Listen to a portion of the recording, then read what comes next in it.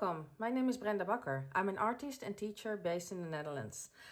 I will show you my workflow on how I went from this cute illustration to my paper cutout animation. This is one I want to show you. First of all, we need to go back to our illustration.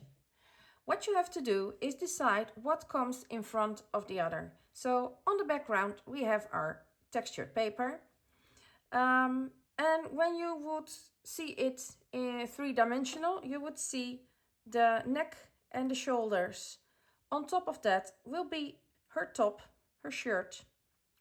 And you can see the hair is on top of her shoulder and on top of her shirt, but it's behind her face. It's coming from behind her face. So this will be layer 1.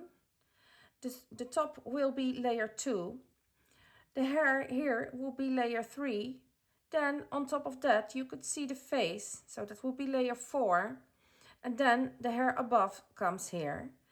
Her cheeks, her rosy cheeks and her eyebrows, eyelids, nose and mouth will be on top of her face also. And of course the earrings and the necklaces are on top of the skin. And all the way on top you see this cute flower arrangement. So that's what you have to think of first. I will show you what I did with my illustration. Here you can see the illustrated part. So you can see the white paper all the way on the back. Then you can see the shoulders and the neckline. On top of that you will be having her top. You can see the shadows here, and that's what most important, the shadows. And then you will see layered her hair. Her face is on top of her hair here, but her hair here is on top of the face again. You can also see the cheek are cut out and coming to the top as well as the necklace and the earrings. And these are all the way on top. The dots on top are also on top of her hair, so that needs also extra shadow. And the drops outside the paintings are on the background. So how do you get that done? Well, I will open a layer for you and I will explain it with one layer. So the easiest part is to show it with the, well, I think the face part. So you can see it all the way down here. I will walk you through it. So here we have her neckline. On top of that, I clipped a couple of paper-like feel, so you get texture on every different paper, and I did that with a clipping mask. I combined a lot of those. You can see that with her top also. I just color blocked it, then I put some texture on it, and here you can see my shadow underneath it. I did it with black, put it a little bit in one direction, so everything is going in one direction, and then made it with Gaussian blur, which you can find here. There you can swipe it to get a softer shadow. So that's what I did with all the layers. So if you watch closely, you can see how it's made. So this is all the way on the back. On top of that, there will be her top. Her hair will be on top of that. And her face will be on top of that again. So that's how we did it. And then if you've done everything, you can create with clipping masks a diversity of different textures on top of your paper. So you can get little different effects on your paper. So like for instance, I will zoom in a little bit more. Here you have the real paper texture on the flower. Here I've created a little linen-like look. This is a little bit of a mulched paper. Her hair is with a little bit of waffled paper. And here I created some texture as well.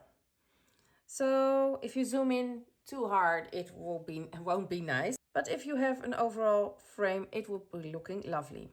So when you've done all that, so you made groups.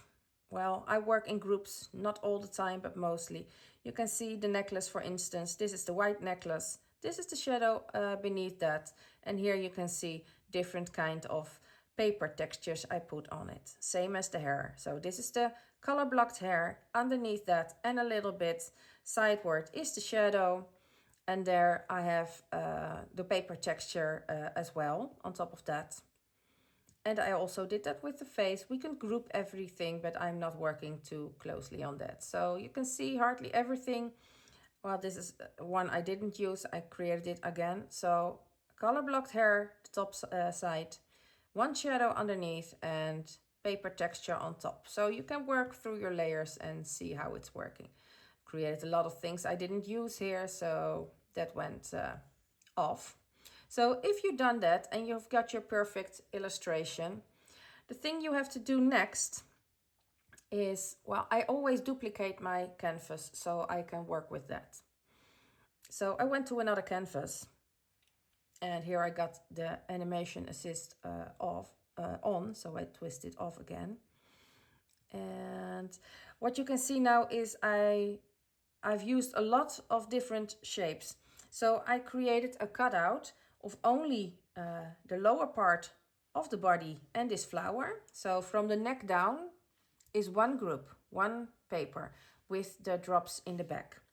And then I made a selection of the whole head, including the flowers. So everything on top of the neck, above it. So what falls on top, above the neck and her top and the flowers.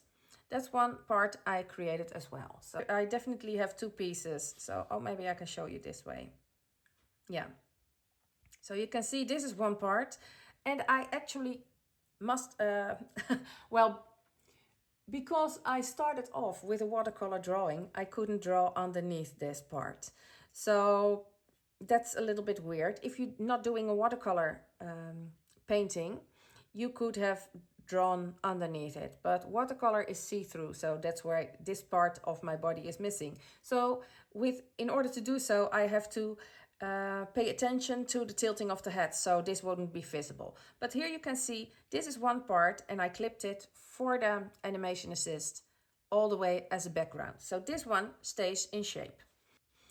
Also very important is you have to put it on separate layers. So this is just like a PNG format without a background. And also if you want to use it as a GIF later on, you must have turned this turned off.